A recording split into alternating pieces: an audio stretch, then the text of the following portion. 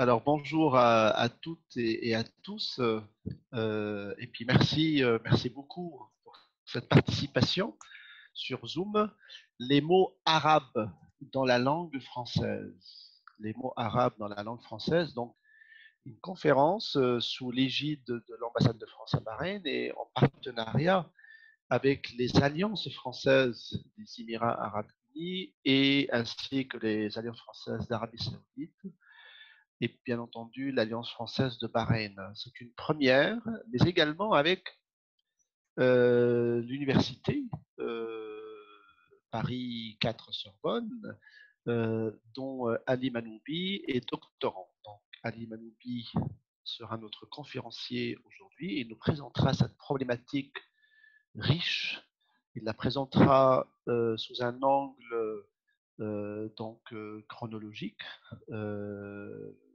et également, donc ça sur le plan de l'historique, mais également sur le plan linguistique, parce que le voyage des mots, notamment les mots de la langue arabe, dans la langue française, mais à travers d'autres langues, se fait au travers de contacts. Ce contact produit des transformations morphologiques, mais également des transformations sémantiques au niveau du sens. Et c'est à ce lieu-là que se joue le contact des langues, et à ce jeu-là, précisément, la langue évolue. La langue devient un aspect de la communication humaine, devient un phénomène humain de premier ordre, parce qu'il permet précisément les connexions. Et cette problématique, cette matrice du voyage des langues à travers d'autres géographies et aussi au travers d'autres langues, c'est une matrice commune. On la retrouve un peu partout sur le globe, dans d'autres sphères et familles linguistiques. Je pense notamment à l'Afrique de l'Est, avec toutes les langues qui, pour la plupart, ont des emprunts également de la langue arabe. Et notre conférencier de ce jour est situé précisément à Oman, terre de toutes les connexions, terre de Sindbad le marin, terre des voyages, des rêves, terre des contacts entre les civilisations. Je donne la parole à Ali Manoubi, Université Paris 4 Sorbonne, pour cette conférence Les mots arabes dans la langue française. À toi, cher Ali Manoubi. Bonjour, merci beaucoup Saïd. Merci pour cette invitation. Bonjour à tout le monde et bienvenue à tous à cette visioconférence intitulée Mots arabes dans la langue française. J'aimerais, avant de commencer ma présentation, de remercier chaleureusement Maxime, chargé de mission universitaire, scientifique et action culturelle à l'ambassade de France au Royaume de Bahreïn et à toute l'équipe de SCAC pour l'intérêt qu'il porte à ce genre de projet. Mes remerciements vont également à Saïd et Cécilia de l'Alliance de Bahreïn qui ont organisé cette visioconférence avec beaucoup de professionnalisme. Et enfin, toutes les alliances françaises de Bahreïn, d'Arabie Saoudite.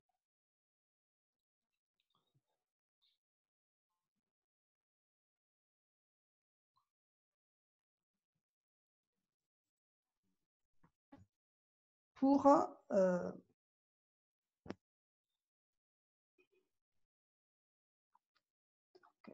je pense que j'ai un petit problème. Non, c'est bon, ça a été rétabli. Bon, hein, Ali, donc, oui, c'est bon. Oui, par contre, vous pouvez remettre le PowerPoint, Ali. D'accord, très bien.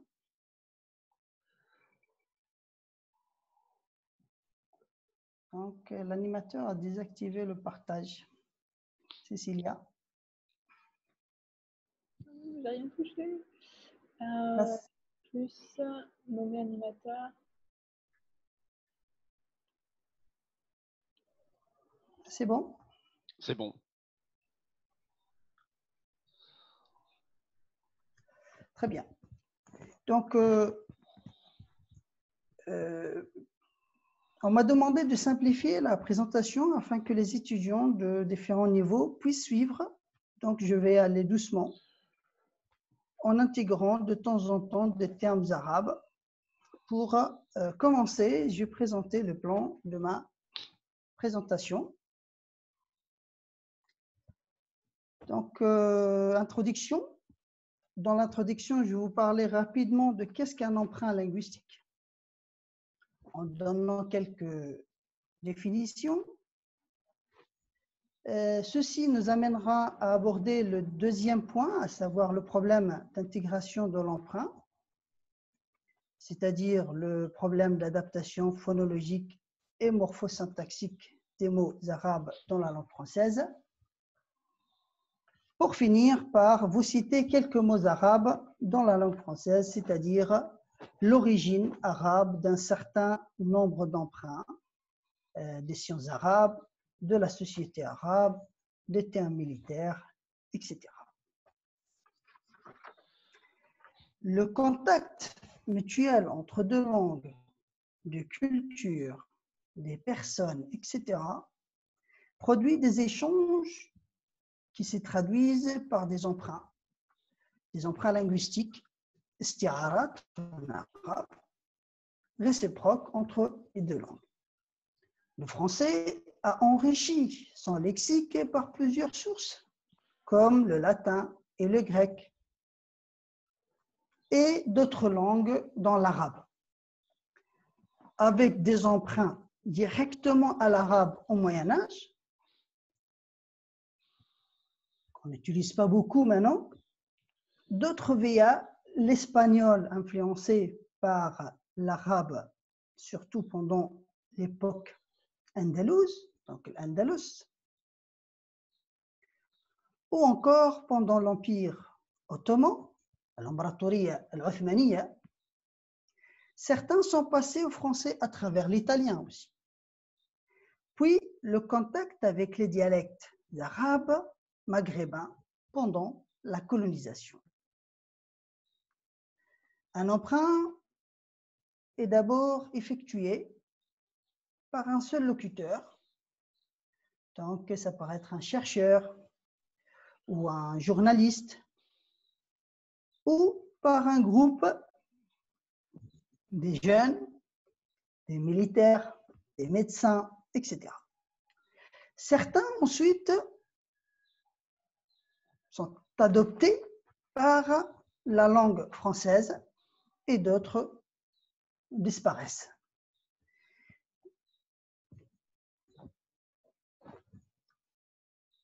Qu'est-ce qu'un emprunt linguistique? Dans le petit Robert, l'emprunt linguistique est défini comme un acte par lequel une langue accueille un élément d'une autre langue.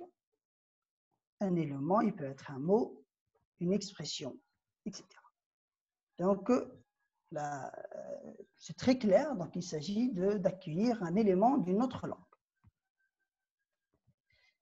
Elle est également définie comme un mot ou une expression qu'un locuteur ou une communauté emprunte à une autre langue sans le traduire, mais en l'adaptant généralement aux règles morphosyntaxiques et phonétiques de sa langue d'arrivée, dite langue d'accueil ou langue cible. Pour résumer, il s'agit d'un emprunt, en général un mot, qui passe d'une langue source, dans notre cas l'arabe, à une autre langue dite langue d'arrivée, langue d'accueil, langue cible, dans notre cas le français. Excusez-moi, Oui. cher Ali, Oui. juste pour le partage d'écran, là Oui. on ne voit pas en fait ton PowerPoint. Est-ce que Est-ce qu'il est Ah possible bon? de l'afficher? Oui, mais on ne le voit pas. Alors, attendez.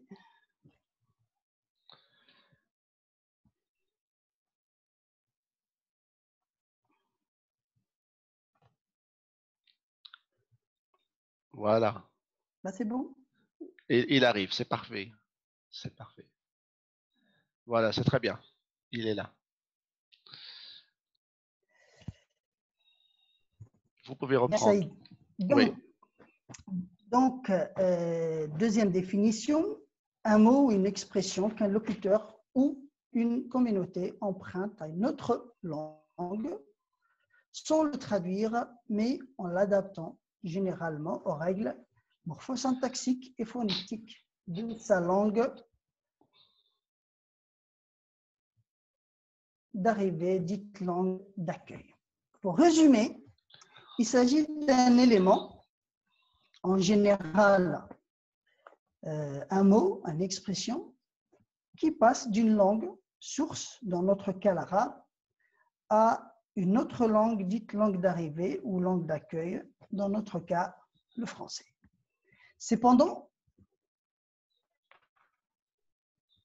l'emprunt linguistique se distingue de ce qu'on appelle l'héritage, al-mawrouth al-lughawi en arabe, car le français a hérité, par exemple, beaucoup de mots du latin. Donc, chaque langue est ainsi composée de mots qu'elle a créés ou hérités de ses racines et de mots empruntés à d'autres langues. Afin d'adopter ces emprunts à la langue française, il faut les adapter au système phonétique, c'est-à-dire la prononciation, et morphosyntaxique, c'est-à-dire plus ou moins sarf ou nahu, des mots françaises en général. Sinon, l'emprunt ne peut pas résister et disparaît. Donc, si on l'adapte pas à la prononciation et aux règles morphosyntaxiques du système français, donc l'emprunt va disparaître, c'est-à-dire il n'entre pas dans le dictionnaire. Ceci nous amènera à aborder quelques problèmes d'intégration de l'emprunt.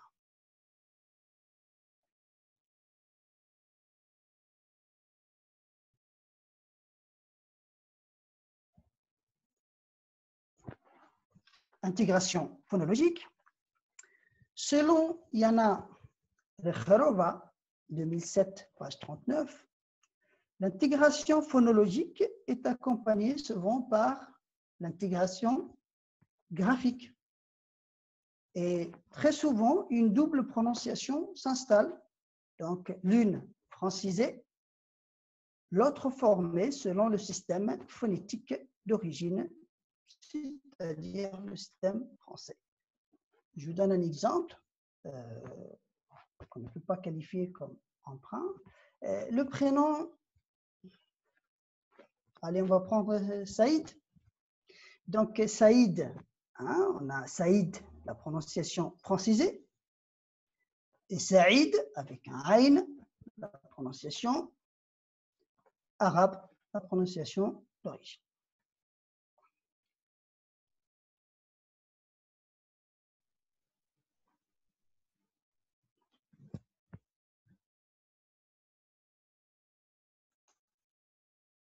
Afin de mieux comprendre les difficultés de l'intégration d'un emprunt arabe en français, il est nécessaire d'exposer certains sons ou phonèmes qui n'existent pas en langue française.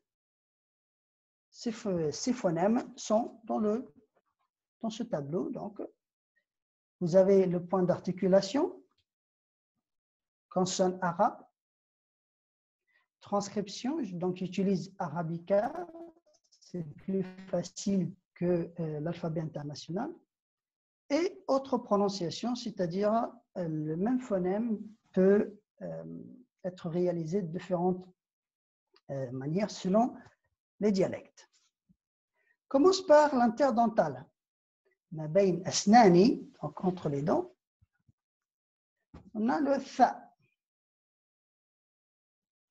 C'est une fricative, donc harf rekhu, sourde,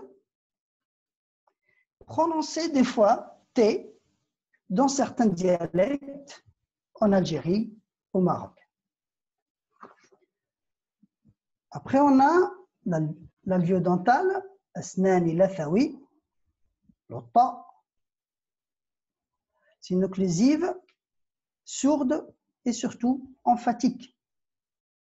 Donc, c'est l'emphatique du ta. Ta, ta, ta, ta. Après, on a le sad. Donc, c'est une fricative sourde emphatique également, mais il s'agit d'une lettre sifflante, harf safiri, arabe. Le sad, c'est l'emphatique du sin, sa, sa, sa, sa.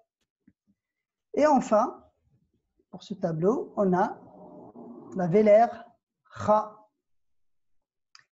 Donc, il s'agit d'un harf lahawi, une fricative sourde.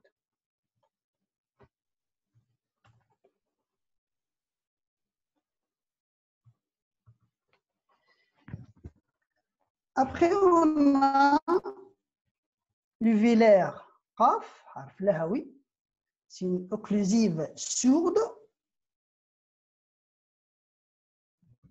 et réalisée également ga dans des parlers bédouins ou encore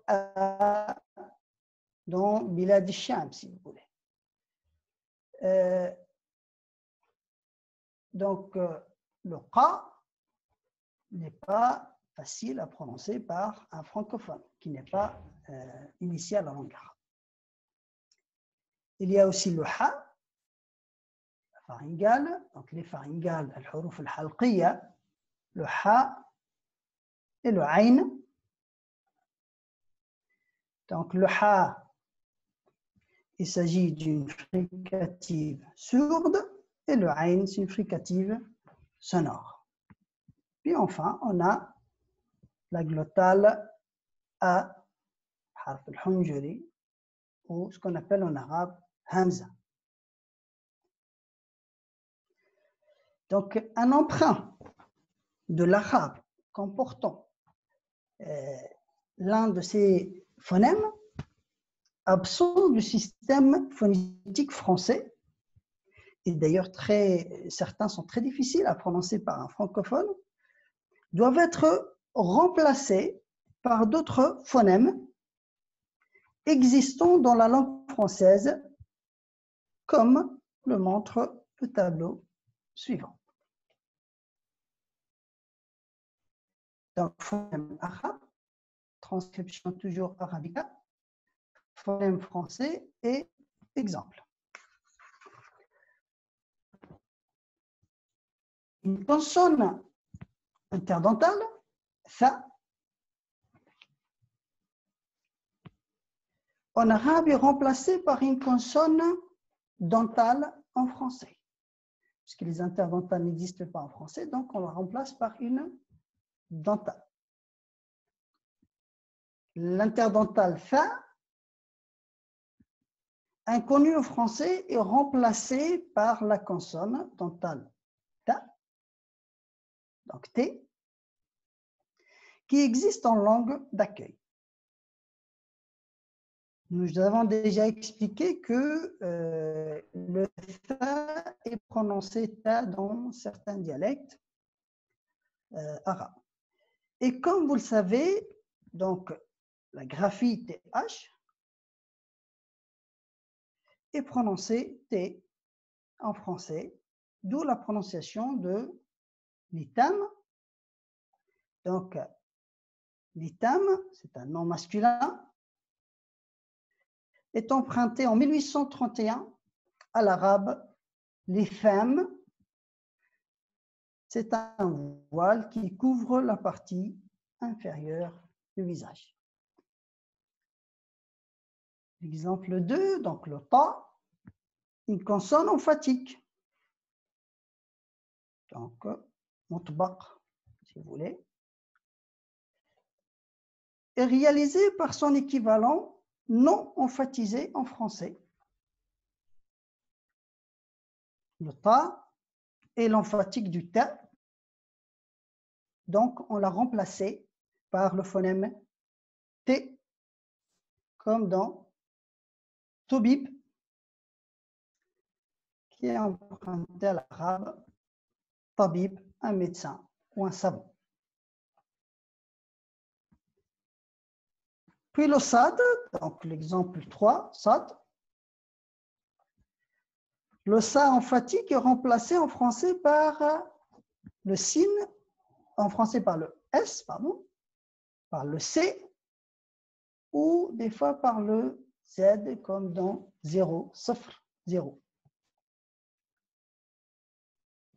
Le mot arabe, donc on a le mot arabe qsar, château, palais, devient qsar en français. Il est à noter que qsar est la réalisation dialectale du mot qasr de l'arabe fusha. Alors que pour récif, de l'arabe rasif, okay, le sad est réalisé C en français. Cependant, il existe une autre orthographe, récif avec 2 S. Puis, le phonème kha, bien sûr qui n'existe pas en français, et qui est orthographié en général KH, K et C. Et on le prononce K. À titre d'exemple, Khalifa,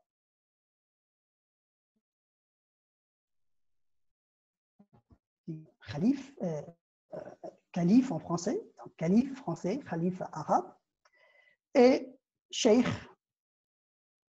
en arabe, sheikh en français, sachant que les arabisants, surtout les musulmans de France, prononcent également sheikh ou sheikh, la réalisation dialectale.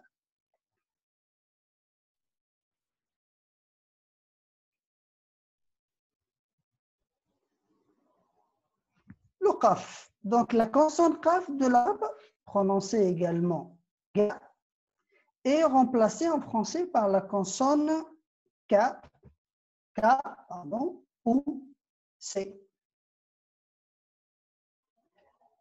Donc c suivi des voyelles a ou o, comme dans le Coran, le Coran, kawa, donc avec 3 graphies, kawa,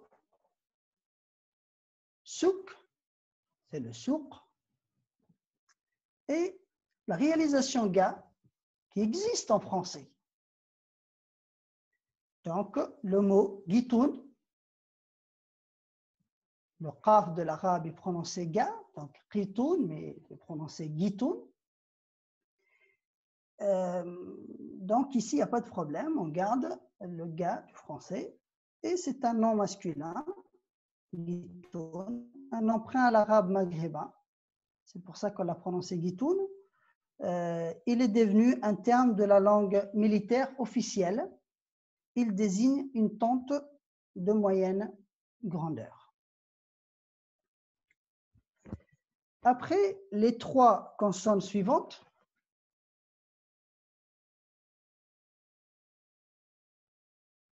donc les pharyngales ha et ayn et la glottale hamza a, sont inconnues en français et sont remplacées par une voyelle.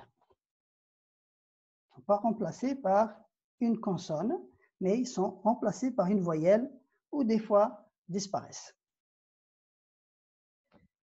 Donc, le choix de la voyelle n'est pas aléatoire, mais selon la voyelle initiale de la consonne arabe. C'est-à-dire, si la voyelle de la consonne arabe est ou une dhamma, cette consonne est réalisée O en français. Exemple, donc, el-kuhul, la voyelle qui suit le phonème ha, donc le ha qui est là, est une dhamma, ou. Donc ici, c'est une voyelle longue, elle va passer une voyelle brève en français. O. D'où le mot alcool. Dans alcool, il y a deux os. Donc le premier est la réalisation de la voyelle ou de coup, donc L, al, coup, ko, et le ha chute, donc le ha va tomber, et le deuxième O est la réalisation de la voyelle ou qui suit le phonème ha. Donc, je répète, on a en arabe L, en français al. Kou, en arabe, ko, en français.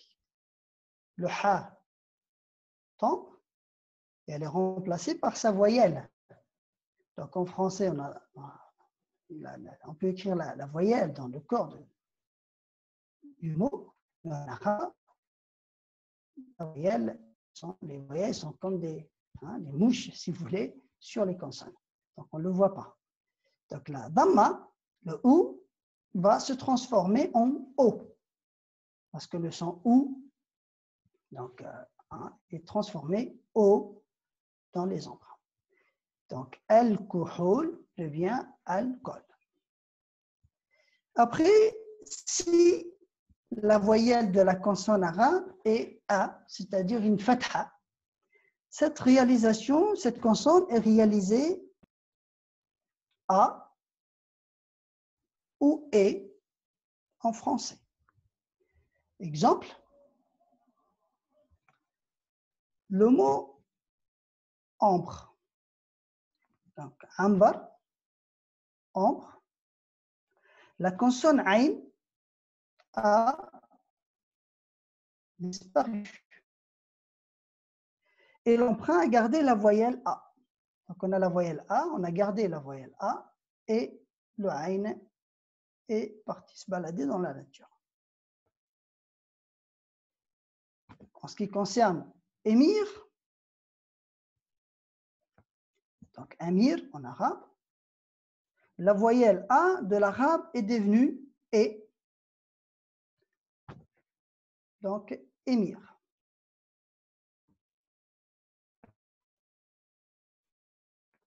Enfin, si la voyelle de la consonne arabe est I, kasra, cette consonne est réalisée en français I. Exemple, donc, imam, la hamza chute et on garde sa voyelle, la voyelle I, imam. Et la même chose pour islam. Donc, islam, islam.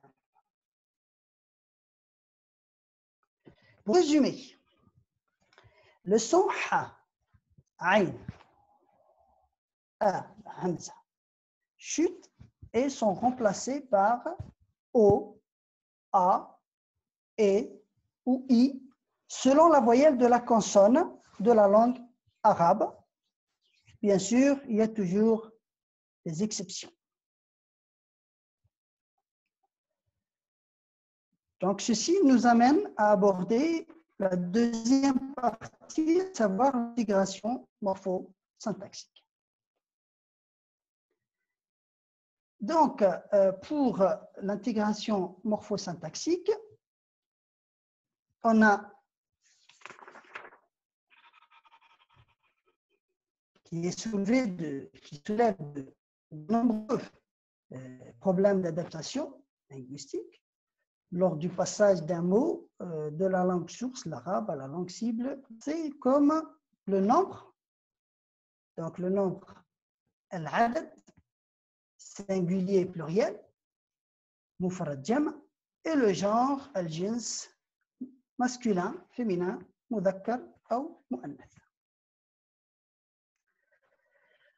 Sharafeddin Amel, dans son article L'intégration linguistique des emprunts à l'arabe dans la presse écrite algérienne d'expression française, 2014, page 11, et il y en a dans Emprunts arabes en français 2007, ont évoqué plusieurs types de formation du pluriel d'un emprunt français, mais selon nos exemples, 2 cas de formation de pluriel sont relevés.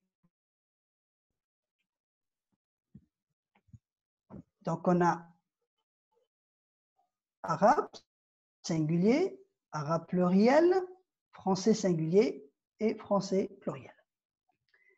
1, amir, le pluriel omara, pour l'arabe, sur le chien fouala.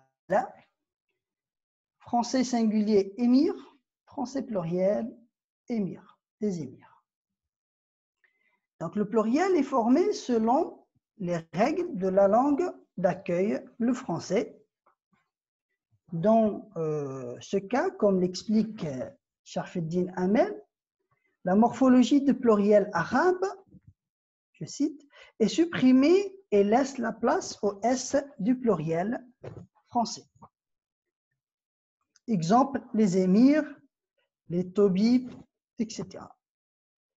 C'est-à-dire, on ajoute simplement au mot singulier, le S, afin de former le pluriel. Donc, c'est très simple. La même chose pour tabib, atibba, tobib, des tobib. Pour l'exemple 2, le singulier français est issu du pluriel arabe. On emprunte en français le pluriel arabe et non pas le singulier. Donc, le pluriel arabe est emprunté comme singulier et pluriel, si vous voulez. Donc, le mot arabe, alim, un savant, le pluriel arabe, donc le pluriel de alim et ulama, l'emprunt singulier français, un ulema, est formé à partir du pluriel ulama. Cela veut dire que le pluriel ulema est, si j'ose dire, doublement pluriel. Par le shem arabe, ulama, donc fa'ala, shem pluriel, et par le S, la marque de pluriel. C'est pour cela, le mot ulema, théologien musulman, juriste, est utilisé en général au pluriel, même s'il existe au singulier. Un troisième type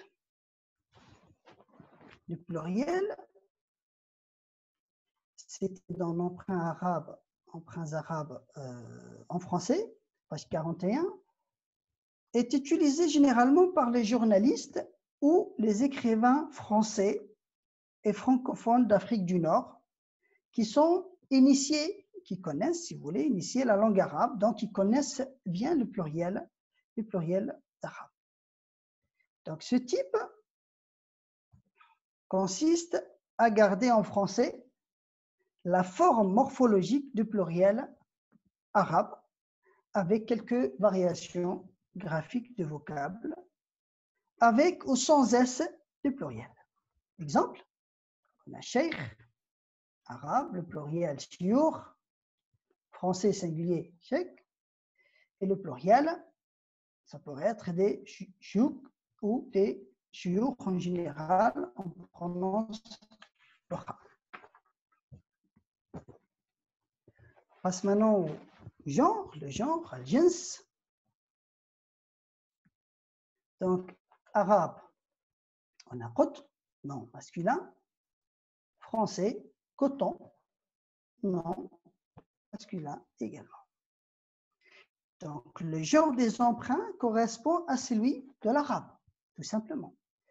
Donc, le coton, un nom masculin, et il est emprunté à coton, un nom masculin. C'est pareil pour le deuxième exemple. Ouad ou wadi, c'est un nom masculin, et ouad, c'est un nom masculin également. En ce qui concerne la charia, troisième exemple, il s'agit d'un nom féminin d'origine arabe, sharia, c'est une loi canonique islamique, si vous voulez. Le mot shari'atu est un nom féminin marqué par le suffixe de féminin en arabe, le ta marbouta. Shari'atu, c'est la marque du féminin. Donc, pareil, en français, on a gardé le féminin. Cependant, il y a quelques exceptions, comme le mot aîné. Je sais que dans les pays de Golfe, on aime al-henna, donc aîné, et qui est à l'origine un nom féminin, henna, mais il est du genre masculin en français. Pour résumer, le genre est très simple. On garde généralement le genre de l'arabe. Je vous cite dans les pages suivantes l'origine arabe d'un certain nombre d'emprunts que je n'ai pas encore cités dans ce qui précède. Vous pourriez trouver plus d'exemples.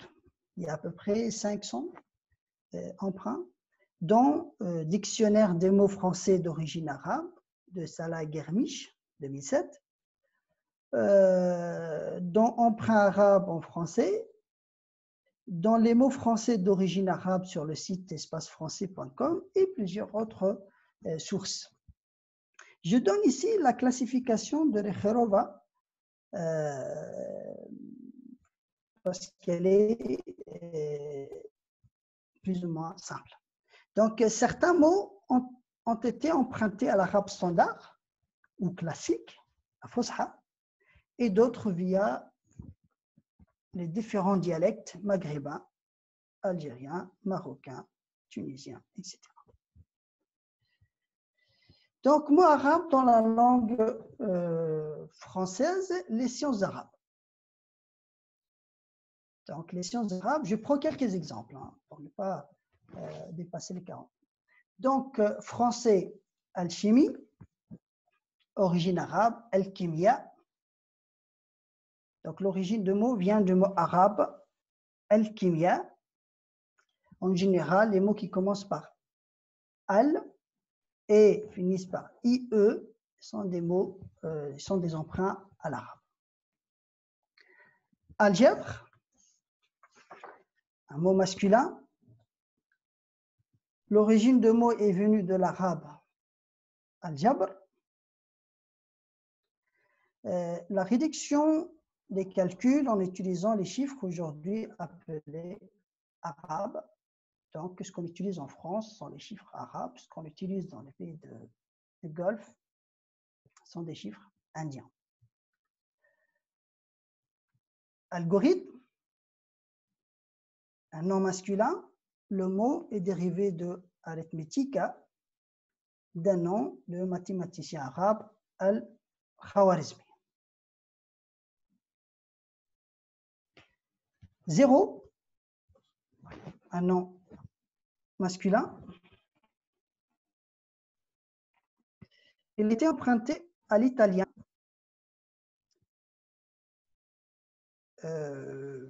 Et après, bien sûr, c'est la réalisation arabe de صفر, vide.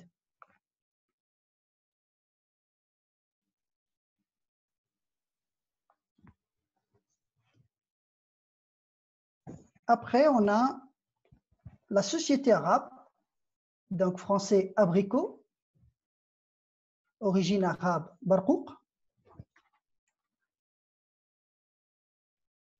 choya, un nom masculin, il s'agit d'un emprunt à l'arabe maghrébin choya, un peu. Donc en français, on dit un petit choya, donc c'est la choya de choya, si vous voulez. Flous, donc l'argent. Un nom masculin, c'est un emprunt à l'arabe maghrébin flous, de fils, nom d'une ancienne monnaie arabe, en arabe classique ou standard fulus. Souk, nom masculin, il s'agit d'un emprunt à l'arabe souk, marché.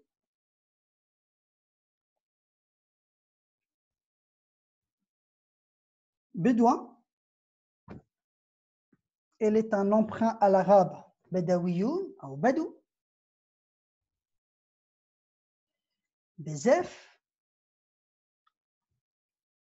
donc c'est un adverbe, c'est un emprunt à l'arabe algérien bezef, beaucoup, surtout dans un emploi négatif, donc il n'en a pas bezef. Djinn, il s'agit d'un emprunt à l'arabe djinn, afana wa afakumullah, djinn. Enfin, dans cette liste, gazelle, de l'arabe ghazala ou ghazal. Une dernière liste, donc les termes militaires, quelques exemples. Donc français, barda ou bard. Barda, nom masculin, et bard, nom féminin. Il a été noté barda avec 2 A, puis adapté en barda et emprunté à l'arabe de barda. Le mot désigne un équipement du soldat. Baroud, nom masculin, l'emprunt au dialecte berbère et en arabe du Maroc, baroud, c'est poudre explosive. Razia, le mot est emprunté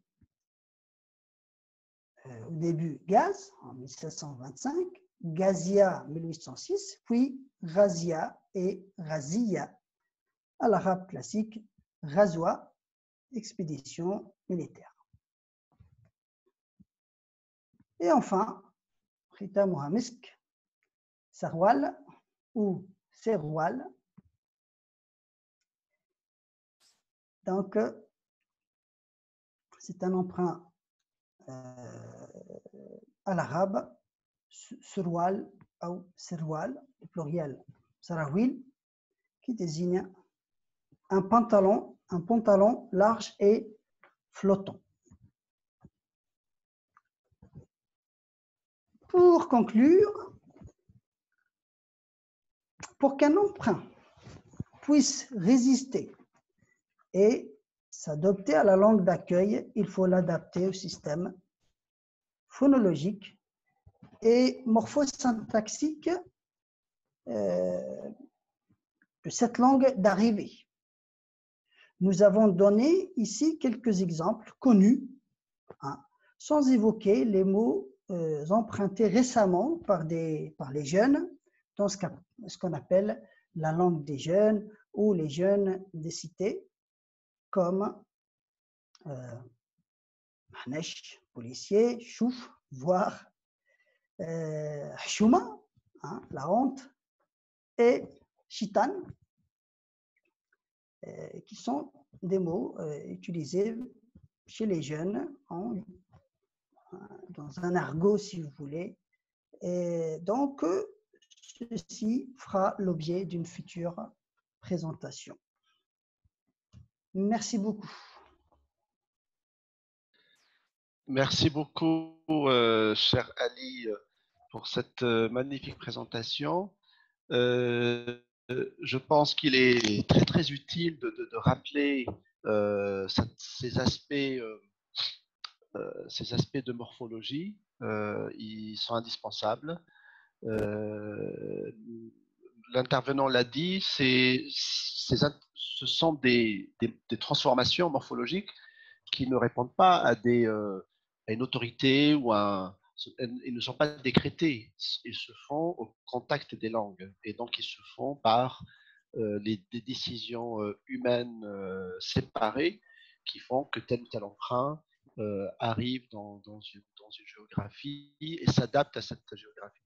Alors, il y a une question donc de la part de Samantha qui voudrait savoir si les arabismes, alors je cite hein, les mots d'origine arabe français de l'immigration du XXe et XXIe siècle appartiennent à des variétés sociales du français en France et sont utilisés surtout par des groupes spécifiques, comme des adolescents ou des personnes plus âgées, ou bien ces arabismes modernes sont dans la langue commune et utilisés par un nombre plus grand de personnes, peu importe leur origine ethnique. Non, ça c'est une question plutôt qui porte sur l'actualité de la langue et la vie linguistique spécifiquement en France.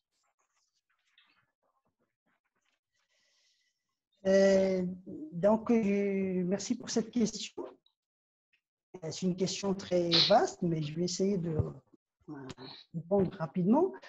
Donc, pour les emprunts, il y a des emprunts qui sont de l'arabe, qui sont venus de l'arabe médiéval, si vous voulez, l'arabe classique, etc., qu'on n'utilise pas beaucoup maintenant dans la vie courante. Ils sont utilisés, si vous voulez, par les chercheurs, les mathématiciens. J'ai cité quelques mots comme algèbre, algorithme, etc.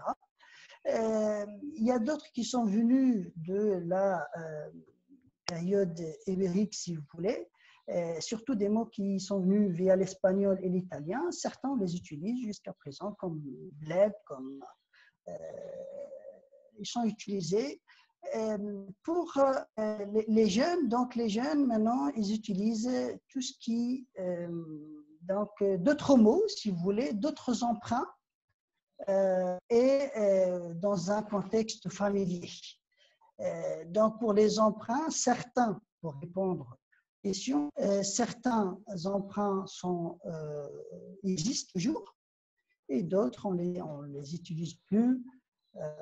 Sachant des fois que voilà, on a un équivalent français, quelque chose. Et après, ça dépend le contexte. Est-ce qu'il s'agit d'un contexte familier? Est-ce qu'il s'agit d'un contexte standard ou soutenu? Donc, c'est ça. En général, les mots qu'on utilise maintenant, on peut faire la liste si vous voulez. Il y a d'autres qui sont plus utilisés en France, sauf par certains, par exemple. Les jeunes n'utilisent pas beaucoup de Tobib maintenant, mais les vieux, les âgés, si vous voulez, les personnes âgées utilisent le Tobib jusqu'à présent. Ok. S'il n'y a pas d'autres... il y a une réflexion, c'est toujours de la part de Samantha et c'est vraiment passionnant. C'est sur elle parle plutôt du portugais du Brésil et le rapport du portugais du Brésil aux arabismes ibériques médiévaux qui ont subi des transformations sémantiques qui sont utilisés parfois dans la langue commune et parfois dans des vocabulaires techniques. Donc ça, je pense que c'est un sujet vaste et on en avait parlé tout à l'heure avec Ali. Et donc certainement, cela nécessite une autre conférence plutôt sur les langues romanes modernes et l'intercompréhension entre les langues romanes et les emprunts qui traversent les unes les autres et les situations d'hybridation et de transformation. Qu'en penses-tu, Ali, par rapport à cette situation vraiment atypique Oui, où, dans une langue moderne, on retrouve à travers une autre langue, à une autre époque, des transformations et des emprunts qui restent vivants, malgré la distance et malgré la géographie et l'histoire. oui, oui. Donc, ce qu'il faut étudier ici, c'est l'étymologie en fait de chaque mot, l'histoire de chaque mot. Il faut, bien sûr, ça demande plus de temps pour, si vous voulez. Donc, ça mérite une autre conférence. Je remercie beaucoup Samantha pour ces questions et pour l'intérêt qu'il porte à ce genre de sujet. On pourrait rester en contact pour, si vous voulez, échanger des idées de ce type. Mais comme j'ai dit, donc, il faut travailler plus sur l'étymologie des mots pour voir est-ce qu'un mot, parce que les gens voyagent et la langue voyage également. Donc, il y a des mots qui sont passés au français à travers d'autres langues, une langue, deux langues, des fois peut-être trois langues, etc. Donc, à mon avis, ça demande une autre conférence et beaucoup de temps. Voilà. Alors, une autre question. Donc là, on est sur du direct. Est-ce que les emprunts évoluent dans le temps? Si oui, avez-vous un exemple?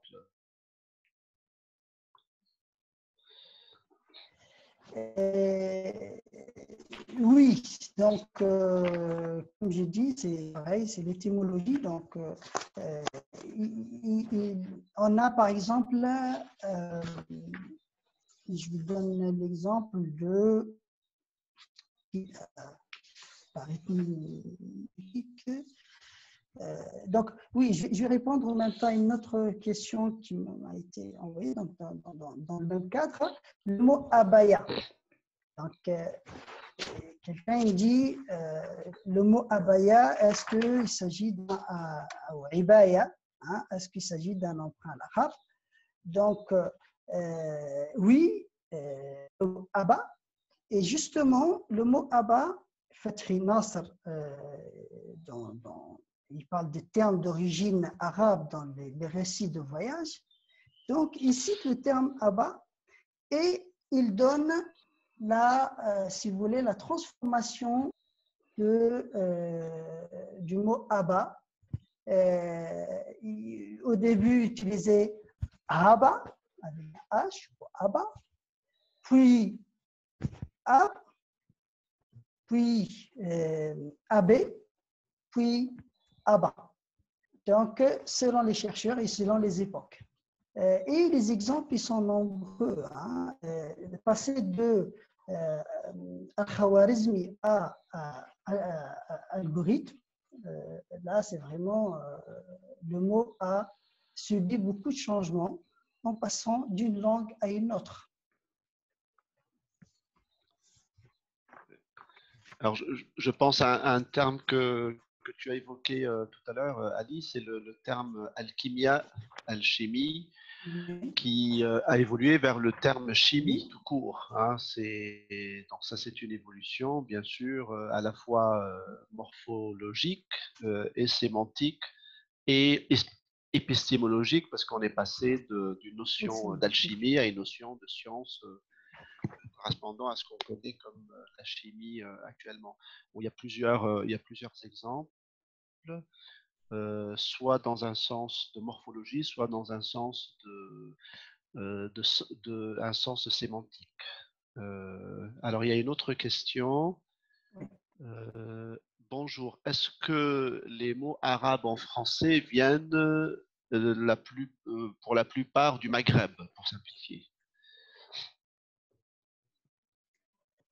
Pour la plupart, Je ne sais pas, je n'ai pas compté, donc il faut compter. Mais comme j'ai dit, certains ils sont de l'arabe classique, de l'arabe fusha. D'autres viennent du Maghreb. Donc, si on parle des dialectes, oui. Si on parle des dialectes arabes, oui, ils viennent généralement du Maghreb. Et certains viennent de l'égyptien. Mais sinon, donc on a ou l'arabe classique, l'arabe fusha, ou les dialectes maghrébins. Et je ne vois pas d'autres questions. Donc, sur la question des mécanismes décrits, donc là, on a parlé dans le sens de l'arabe vers le français, mais il y a aussi des mots d'origine latine ou des mots d'origine, des mots français qui vont aussi dans le sens vers la langue arabe. Donc, ça, c'est encore un autre phénomène et qui doit correspondre à d'autres logiques. Ça, c'est une question de Ajiba. Oui. Oui.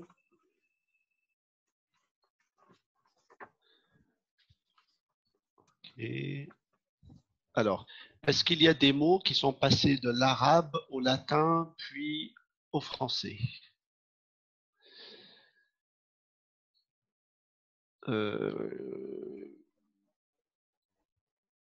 Est-ce qu'il y a des mots qui sont Allez, passés est-ce de qu'il y a des l'arabe au mots latin? qui sont passés de Euh, l'arabe au latin, puis au français?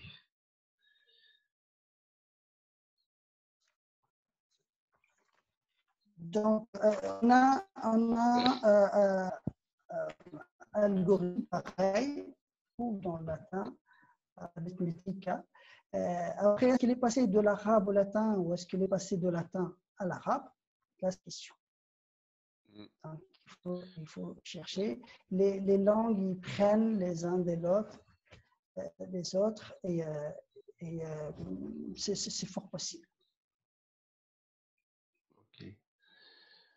Si je puis ajouter juste quelque chose sur ça, c'est vrai que il y a une problématique d'antériorité, donc non pas de la langue, hein, mais en tout cas la période historique de, de, de, de contact de la langue arabe vers les langues latines s'est fait beaucoup plus tard où les langues actuelles occidentales commençaient déjà à s'établir et on n'est plus dans le contexte du latin. Donc, même s'il y a eu beaucoup de traductions du latin vers l'arabe, ça c'est une réalité. Ensuite, de l'arabe vers l'espagnol, vers l'italien et ensuite vers les autres langues, et notamment après à travers le turc.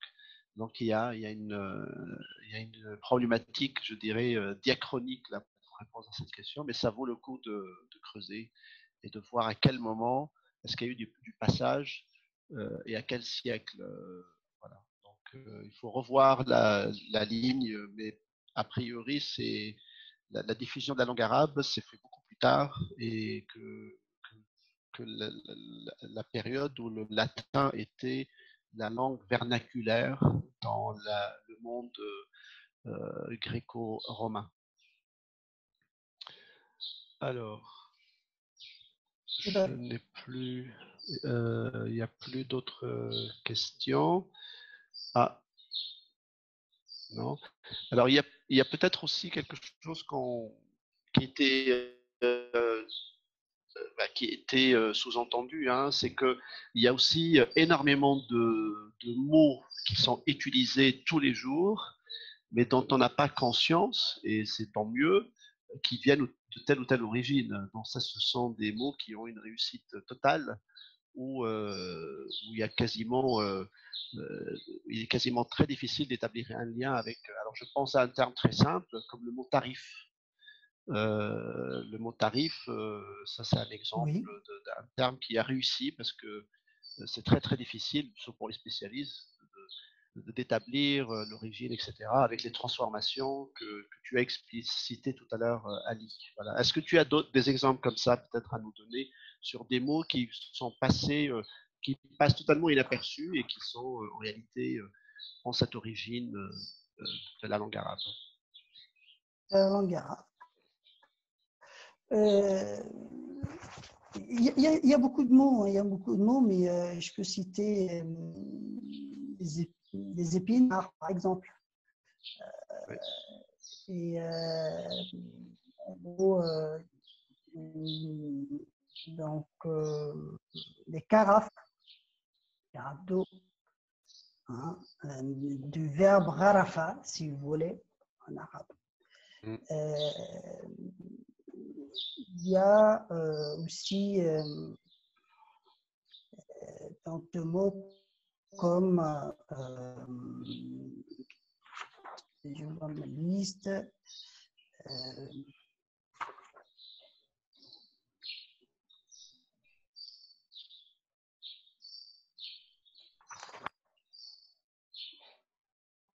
et on l'a dit déjà, donc il y a aussi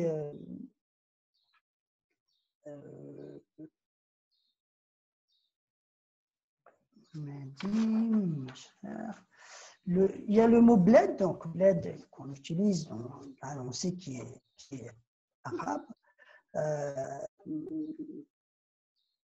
Le mot matelas, le mot aussi matraque, le mot matraque, hein, ça vient de matraqa, si vous voulez. Le mot cafard, par exemple, qu'on utilise. Etc. Donc, il y a pas mal de Voilà. listes. Le mot cafard, oui, le mot cafard, c'est vrai. Ok. Hein, le mot cafard, etc. Alors, il y a Ajiba qui repose la question sur les mécanismes décrits dans le sens arabe-français. Est-ce le même de l'arabe et la langue, quand l'arabe est la langue cible? Bon, et puis elle pose une autre question. Quel est l'intérêt scientifique pour un chercheur d'établir l'origine d'un mot? Est-ce qu'on peut dire quelque chose, Ali, sur l'une ou l'autre question qui nécessite tout un Donc, débat, quel hein, est c'est l'intérêt à soi scientifique? une. Voilà. Oui, oui, merci, merci Ajiba. C'est Ajiba. Donc, quel est l'intérêt scientifique? Ajiba, oui. Donc, l'intérêt scientifique pour chercher l'origine d'un mot, c'est toujours intéressant de faire de la recherche dans ce sens-là pour connaître, parce que dans n'importe quelle langue, en tout cas, il y a des emprunts, pour trouver les emprunts, les comparer avec la langue initiale et surtout sur le plan linguistique. Ce qui m'intéresse, moi, tout ce qui est linguistique, comment il faut changer les phonèmes, il faut changer des morphèmes, si vous voulez, pour qu'on puisse s'intègre. Parce que ce n'est pas facile hein, qu'un emprunt s'intègre dans une langue d'accueil. Donc, il subit beaucoup de changements. Moi, je trouve que c'est toujours bien de chercher les origines des choses, qu'ils soient des mots, qui soient les origines, les autres, si vous voulez, origines, etc. Donc, moi, je trouve qu'il y a un intérêt scientifique, surtout sur le plan sémantique, morphologique et morphosyntaxique. Voilà. Alors, non, c'est une question passionnante, hein, parce que là, on parle d'étymologie, et l'étymologie, c'est un outil hein, pour l'historien, pour les scientifiques, pour le linguiste, pour le psychologue, le psychanalyste, pour toutes les sciences, en fait. C'est un outil passionnant. Donc, à travers la recherche étymologique, ben, vous avez vu qu'on traverse l'histoire, la géographie à des temps différents. Et à travers cela, il ne faut pas oublier qu'il y a aussi l'épistémologie, donc des sciences par exemple, qui nécessitent aussi cet outil de l'étymologie. Et l'épistémologie scientifique est passionnante. Rappelez-vous qu'en ce moment, on vit dans une crise de pandémie mondiale. Et il y a beaucoup d'épistémologues qui apportent des sciences, qui apportent tous les jours leur éclairage sur, au plan de l'histoire des pandémies humaines, quelle était la réaction des gens à des époques différentes, etc., etc. Donc, ce sont des outils passionnants pour pour le scientifique. Il y a une question, peut-être on va se contenter des trois dernières questions. Donc, Oui. Roselyne, qu'en est-il des mots empruntés de l'arabe aujourd'hui? Exemple, via la musique, les chansons. Je parle des jeunes issus de familles maghrébines qui vivent en France. Donc ça, Ali, donc, tu l'avais évoqué tout à l'heure, mais tu peux compléter. Voilà. Les mots empruntés de l'arabe Donc, aujourd'hui, de la aujourd'hui, musique ou des chansons.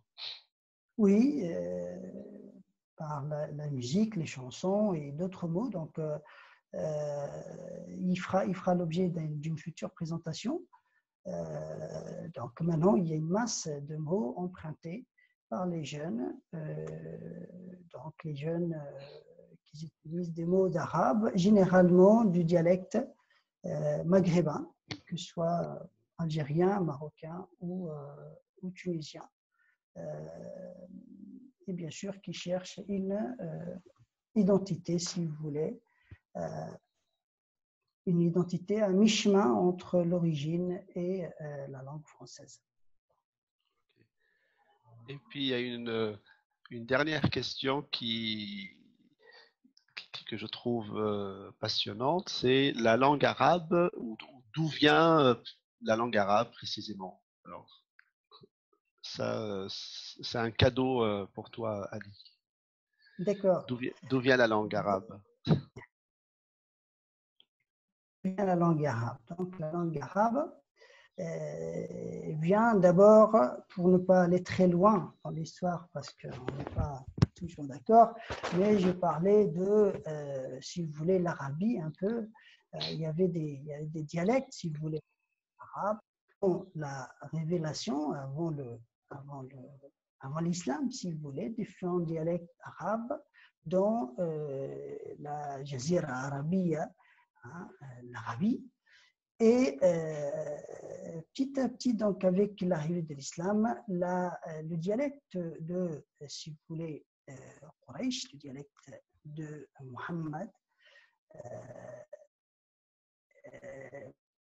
il a plus ou moins, il a été considéré comme le dialecte le plus prestigieux, tout simplement parce que dans le Coran, donc le Coran a été révélé, on va dire 80% du Coran est révélé avec le dialecte de Hijaz, si vous voulez, de Quraysh, avec bien sûr d'autres mots, d'autres dialectes. Et à partir de là, à partir du 7e siècle, du 8e, on a commencé à faire, si vous voulez, une enquête de terrain qui a touché, d'abord étudier le Coran, mais aussi les différents dialectes arabes, la poésie arabe, pour pouvoir, si vous voulez, créer un système, si vous voulez, phonologique et morphosyntaxique de l'arabe, les règles qu'on trouve aujourd'hui. Et après, bien sûr, il y avait l'arabe classique, l'arabe de la période archaïque, si vous voulez, pré-islamique. Puis, petit à petit, on parle de l'arabe médiéval et maintenant on parle de l'arabe d'évolution normale comme toutes les langues. Voilà, sans parler, si vous voulez, sans aller plus loin. Voilà, j'espère que j'ai répondu à la question. Voilà. En tout cas, merci beaucoup, Ali. Tu as répondu à énormément de questions. Des questions qui portent aussi bien sur vraiment des choses, je pense qu'il faut savoir, c'est quelle est la vie intérieure de la langue, donc la morphologie, les lettres, les sons. Donc ça, c'est vraiment passionnant d'entrer dedans, hein, d'être dans le volcan, si je puis dire, à l'intérieur du volcan. Et après, bien sûr, des exemples. Là, je vois dans les échanges, j'ai eu des choses très intéressantes. On a par exemple évoqué le mot magasin qui est passé dans la langue courante et qui est également un mot d'origine arabe, comme le mot zénith, élixir et bien d'autres. Alors, actuellement, tu l'as dit tout à l'heure, on recense à peu près Il y a 500 beaucoup. mots au moins dans le dictionnaire. On ne parle pas du langage, on va dire, standard, oral, dans les quartiers, dans les rues, voilà, qui n'est pas établi ou attesté par le dictionnaire. Et puis il y a aussi toute une partie qui est souterraine, c'est-à-dire qui a été tellement hybridée ou tellement transformée qu'on a du mal, sauf à faire des recherches très très approfondies, pour en déceler l'origine. Donc il y a ces 3 étapes. Ali, tu les as bien présentées. Grand merci à toi pour cette brillante présentation. Grand merci à tous nos participants. Donc, vous étiez un peu plus de 50 et puis je pense que c'est un bon score pour une problématique comme ça très précise de spécialistes. Grand merci à l'ambassade de France, à Bahreïn. Grand merci à nos amis, nos partenaires, donc aux Émirats arabes unis et en Arabie saoudite pour ce beau partenariat qu'on souhaite reproduire sur d'autres problématiques. Là, je vois qu'il y a énormément de questions qui ont émergé et c'est quelque chose qui, je pense, passionne pas mal de monde, notamment dans la région. Grand merci encore une fois, Ali, Manoubi, donc pour cette conférence. Et j'espère qu'on aura l'occasion un peu plus tard, à la rentrée, pour reprendre un petit peu ce fil de cette belle conversation avec vous tous, chers participants, et puis avec nos chers partenaires. Grand merci et à bientôt tout le monde.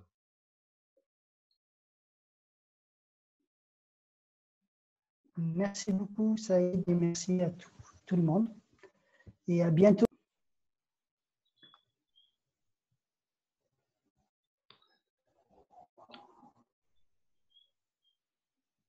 À très bientôt tout le monde. Merci.